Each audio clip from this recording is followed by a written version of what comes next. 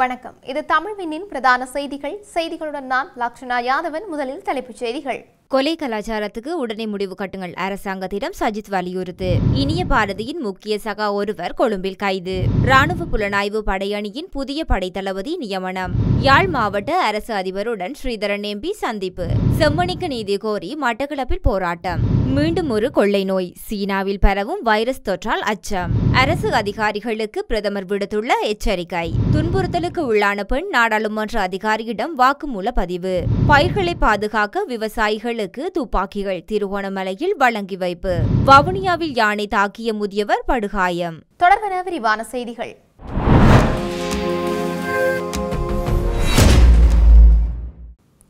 இலங்கையில் தற்போது பரவி வரும் கொலை கலாச்சாரத்துக்கு உடனடியாக முடிவு கட்டுங்கள் என்று எதிர்க்கட்சித் தலைவர் சஜித் பிரேமதாச அரசாங்கத்திடம் வலியுறுத்தியுள்ளார். நாளுக்கு நாள் நாடு பூராகவும் கொலை கலாச்சாரம் பரவி வருகின்றது. நேற்று கூட நாட்டின் பிரதி பாதுகாப்பு அமைச்சரினது தேர்தல் தொகுதியான கோமாகம மீகோட பகுதியில் முன்னாள் உள்ளூராட்சி சபை உறுப்பினர் ஒருவர் சுட்டுப்படுகொலை செய்யப்பட்டுள்ளார். இன்றளவில் கூட அரசால் இந்த கொலை கலாச்சாரத்தை தடுக்க முடியாது போயுள்ளது. தேசிய பாதுகாப்பு குறித்து வகுப்பு தருவதற்கு ஒரு நாற்காலியை எடுத்து வருமாறு தெரிவித்த பிரதி பாதுகாப்பு அமைச்சரின் அதிகார எல்லைக்குட்பட்ட பிரதேசத்தில் கூட இன்று கொலை இடம்பெறுகின்றது. பாதாள உலக கும்பல்கள், திட்டமிடப்பட்ட அடிப்படையில் குற்றச் செயல்களில் ஈடுபடும் கும்பல்கள் மற்றும் கொலைக்காரர்கள் ஆகியோர் தோட்டாக்கள், குண்டுகள், துப்பாக்கிகள், வாள்கள் போன்றவற்றை காட்டியும் பயன்படுத்தியும் சமூகத்தில் கட்டுப்பாட்டை தமது பிடியில் எடுத்துள்ளனர். ஜனாதிபதி அனுரகுமார திசாநாயக்க தலைமையிலான அரசிடம் இந்த பிரச்சினைக்கு தீர்வு உள்ளதா என்றுதான் கேள்வி எழுப்புகிறேன். இவ்வாறான கொலை சம்பவங்கள் தேசிய பாதுகாப்புக்கு பிரச்சினையாக அமைந்து காணப்படவில்லை என்று அரசு தொடர்ச்சியாக தெரிவித்து வருகின்றது.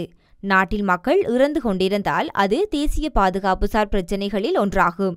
தேசிய பாதுகாப்பை உறுதி செய்து மக்களின் உயிரை காப்பது ஜனாதிபதி தலைமையிலான அரசின் பொறுப்பாகும். இவ்வாறு செய்வது நாட்டுக்கான கடமை என கூறியுள்ளார். கிழக்கு மாகாண சபை முன்னாள் உறுப்பினரும் முன்னாள் ஜனாதிபதி மஹிந்த ராஜபக்சவின் ஒருங்கிணைப்பு அதிகாரிகளில் ஒருவருமான இனிய பாரதியின் முக்கிய சகா ஒருவர் கொழும்பில் கைது செய்யப்பட்டுள்ளதாக தகவல்கள் வெளியாகியுள்ளன.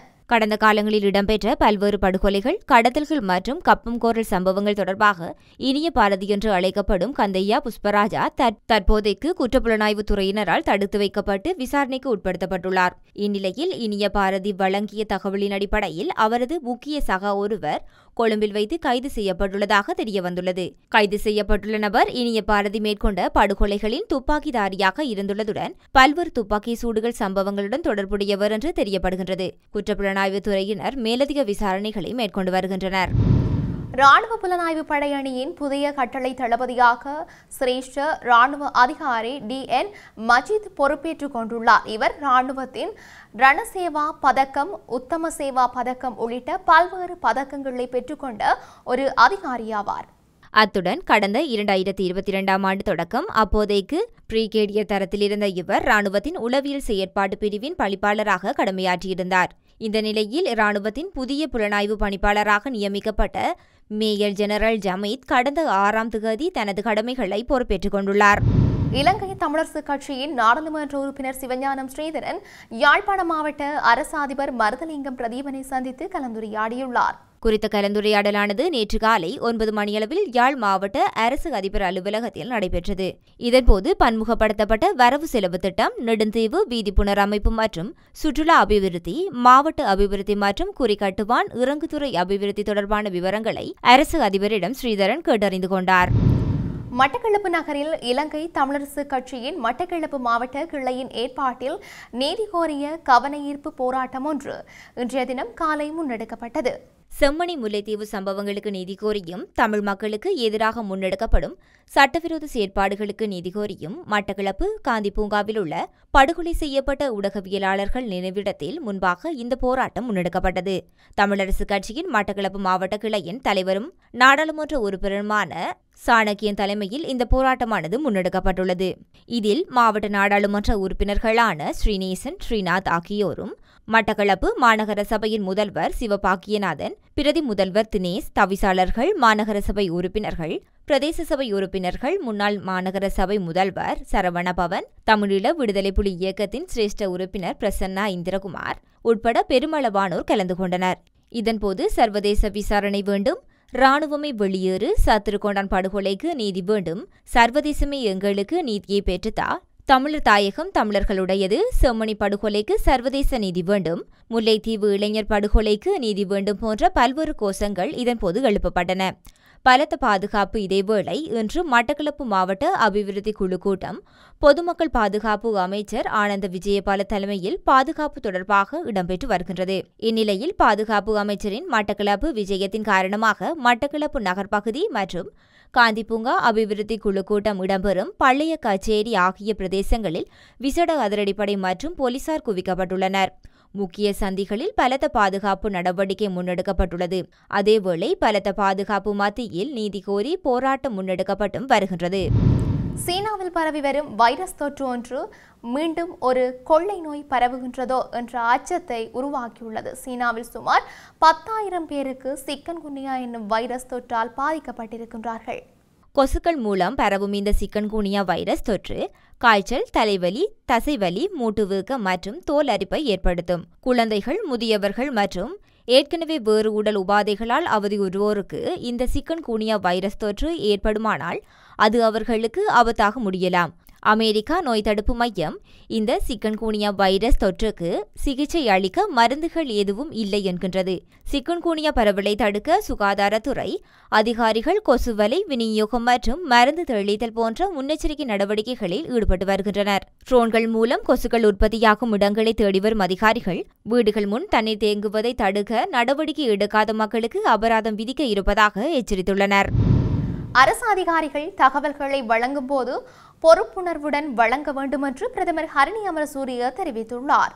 அரசாங்கத்தின் அபிவிருத்தி திட்ட கூட்டங்களுக்கு வரும் அதிகாரிகள் தகவல்கள் சரியானவையா என்பதை உறுதிப்படுத்திக் கொள்ள வேண்டும் என தெரிவித்துள்ளார். எவ்வித முன்னாயத்தங்களுமின்றி வெறுமனே தகவல்களை வழங்கக்கூடாது என அவர் வலியுறுத்தியுள்ளார். உரிய ஆயத்தமின்றி அதிகாரிகள் கூட்டங்களுக்கு வரக்கூடாது என பிரதமர் அறிவித்துள்ளார். முக்கியமாக அபிவிருத்தி கூட்டங்களில் பங்கேற்கும் அதிகாரிகள் வெறுமனே கூட்டங்களில் பங்கேற்கும் நோக்கில் வருவதனால் பல்வேறு அசௌகரியங்களை எதிர்நோக்க நேரிடுவதாக அவர் தெரிவித்துள்ளார். அண்மையில் பிரதமரினால் செய்மதி ஒன்று தொடர்பில் நாடாளுமன்றில் வழங்கிய தகவல் பெரும் சர்ச்சையை ஏற்படுத்தியிருந்தது.